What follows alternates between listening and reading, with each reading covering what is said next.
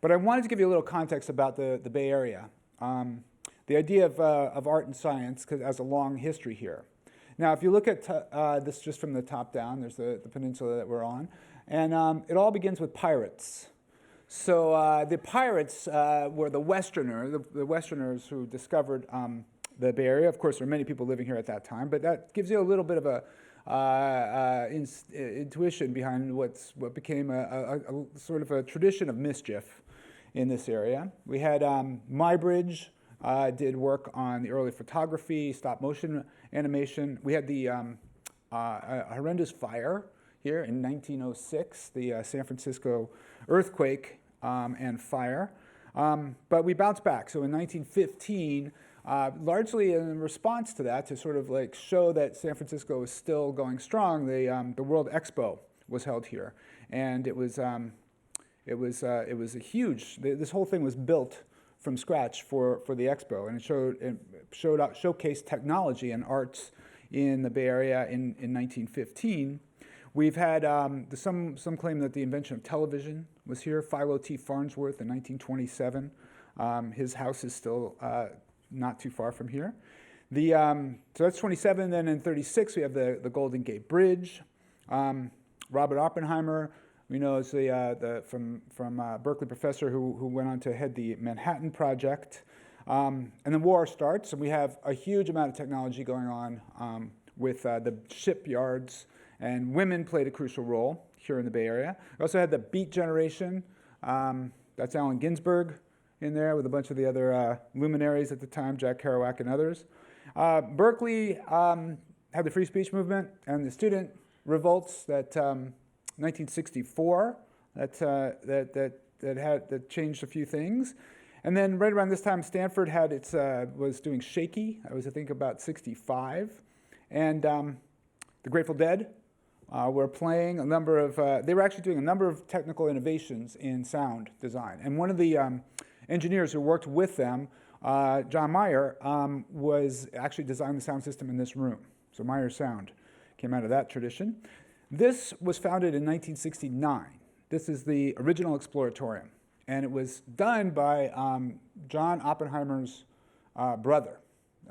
Frank Oppenheimer was also a Berkeley physicist, and decided to start this big art and science museum. So this took over actually one of the buildings that was in the big Expo from 1915, and this crazy museum with all kinds of wacky exhibits launched in 1969 and became really a world famous center.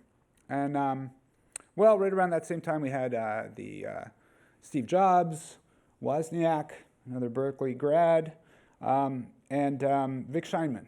And Vic was a tremendous designer of robots and arms. He designed the Puma, many of you remember, and I'm sad to say that Vic passed away this year. He was a tremendous, amazing designer, really creative in many different ways, and a great roboticist. So in some way, I think we want to dedicate the wafer this year to Vic. That also led to things like the Adept, the big American robotics company. It's still going on. Groups like this, Survival Research Labs, do huge outdoor robot sculpture with fire-breathing machines, and they're always getting in trouble with the fire department. Pixar was born here. We've done a lot of experimentation, not all successful, but this is the sound of a block of ice melting. But it's in a tradition of acoustic art. We did something over at Berkeley called the Art, Technology, and Culture Colloquium. It's still running strong now. It's in its 20th year. Every month we bring in an artist to talk about their work. You saw Eric Paulos and John's talk. He was doing work that led to some degree, connected to Willow Garage and all of the history that you know now about the robotics industry in the area. Intuitive was here. The Stanley and the Grand Challenge led to what Google and many others are now doing with autonomous driving. We have Tesla doing extremely advanced manufacturing and technology for their cars. We have Anki, based here, not too far from here, doing cars, model cars. This is, what What's the name of it? The company, what? No, it's not Industrial Light and Magic. Sorry, I'm just spacing. Bot and Dolly. Thank you. Okay, so they did a huge amount of cinematographic robotics and doing like phenomenal things with robot arms. And then this was launched just a couple years ago. It's right outside. This is the Bay Lights, which is one of the largest light sculptures in the world. And this is, you can see it every night. Hopefully you can enjoy it. It goes on, and it was just made permanent last year. So with all that context, and then I have to note that this film, I don't know how many of you have seen Big Hero 6. If you have kids, it's a great film, even for adults, I have to say. The part what I like about it is it's set in the Bay Area. It's all about robots, by the way. So we have that tradition. And now we're back here. This is this location. The Exploratorium moved here just 2 years ago. So it took over this terrific pier, and then completely rebuilt it to its current conditions. So there's Vic. I think he's here in spirit. I also want to acknowledge that there's going to be another new conference. It's going to start out this next fall, and papers are going to be due this June.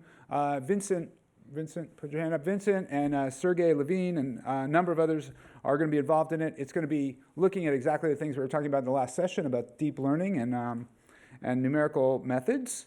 And that's about it. So that brings us to where we are now. This is a new Exploratorium, and I hope you have a great time tonight.